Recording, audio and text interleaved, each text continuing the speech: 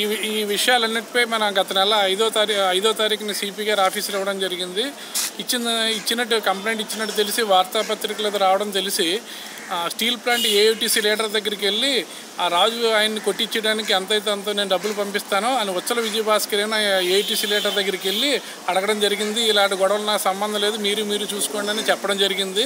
అలాగే ఈయన home minister నేను క్లాస్మేట్ కాబట్టి ఏదైనా చేస్తాను మొదటి నుంచి మమ్మల్ని బెదిరించడం పనుల్లో కూడా సగంలో డబ్బులు ఇవ్వకపోతే మేము ఆపేస్తే హోమ్ మినిస్టర్ నా క్లాస్మేట్ అరగంటలో మిమ్మల్ని అందరూ ఉతికేసి చేయించాలని చెప్పి మా అడ్రస్లు తీసుకోవడం కూడా జరిగింది.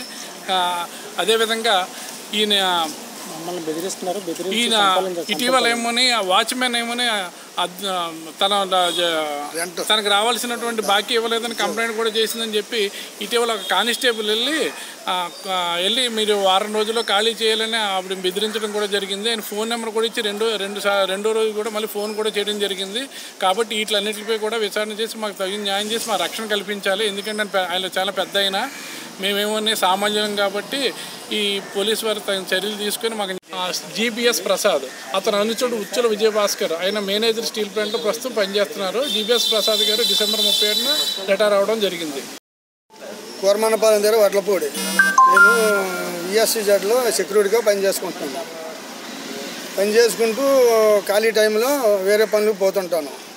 ఈలోగా మా బావగారితో ప్లంబింగ్ పనికి వెళ్తుంటాను. ప్లంబింగ్ ఎలక్ట్రికల్ ఇలా చేసుకుంటూ ప్రతిరోజు ఖాళీ టైం అప్పుడు మా బావగారితో వెళ్తుంటాను. రాజుగారు డోర్ షూప్ బిగించడానికి వెళ్తూ ఉండగానే ఈ ప్రసాద్ గారు ఉచ్చల భాస్కర్రావు గారు పరిచయం అయ్యారు. అక్కడ పరిచయం వేస్తూ ఎవరో ఒకరు వస్తూ ఉండడం, పని చేస్తూ ఉంటాను, ఎవరో ఒకరు రావడం, ఎవరో బాబు మా ఉద్యోగం ఏమైందో అది అని చెప్పేసి అడుగుతుంటే అది నేను కూడా విని మా మేనల్లోనే ఉన్నాడని చెప్పేసి నేను కూడా ఒక 5 లక్షలు డబ్బులు కట్టానండి. ఉద్యోగం స్టీల్ ప్లాంట్లో ఉద్యోగం ఇప్పిస్తామని మాట్లాడతారు. స్కూల్ కానీ క్లబ్ కానీ ఎందులో దాంట్లోనే ఏది మెయింటెనెన్స్ కానీ ఏదో ఒకటి చేస్తామన్నారండి. అనగానే మా మేనల్ డైటైజ్ చేసి ఉన్నాడని చెప్పేసి నేను మాట్లాడితే 8 లక్షలు మాట్లాడుకున్నాం.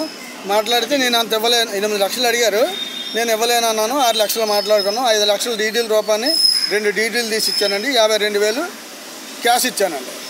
క్యాష్ ఇచ్చిన తర్వాత కొన్నాళ్ళు అయిపోయింది. ప్రసాద్ గారు ఏమో రిటైర్ అయిపోయారని తెలిసింది. తర్వాత ఈ భాస్కర్రావు గారిని అడిగినా ఇదిగో చెప్తాను అని అనడమే తప్ప మాకు ఏమి న్యాయం సమకూర్చలేదు. ఆయన ఎక్కడ ఉన్నారనేది నాకు తెలియట్లేదండి. మరి భాస్కర్రావు గారు కూడా కనిపించట్లేదు, మాకు తెలియట్లేదు మరి ఏంటనేది.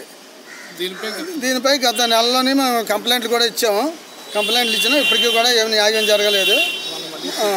మన సిఐ గారికి కూడా ఇచ్చాము, పిలిచారు, ఏమి మాట్లాడాము, వస్తారు, మీకు న్యాయం జరుగుతుందని అన్నారు. డిమాండ్ మేము ఇచ్చిన మా డబ్బులు మాకు ఇచ్చిస్తే మాకు న్యాయం చేస్తే మేము కోరుకుంటున్నామండి.